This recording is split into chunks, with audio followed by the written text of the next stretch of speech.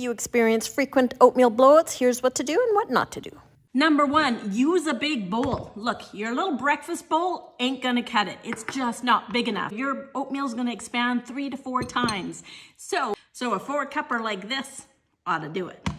Tip number 2, stop and stir every 30 to 40 seconds. Sure, the first minute you can just give her, but after that, make sure you stir in between.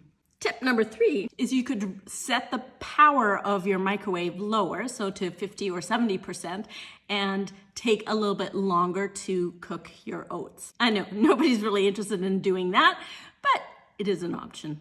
What about using chopsticks on top of the bowl? Doesn't work. What about covering it with a paper towel? Doesn't work. It's still gonna bubble over. So in conclusion, use a bigger bowl, stop and stir, or use lower power. Now, I'm gonna finish my oatmeal.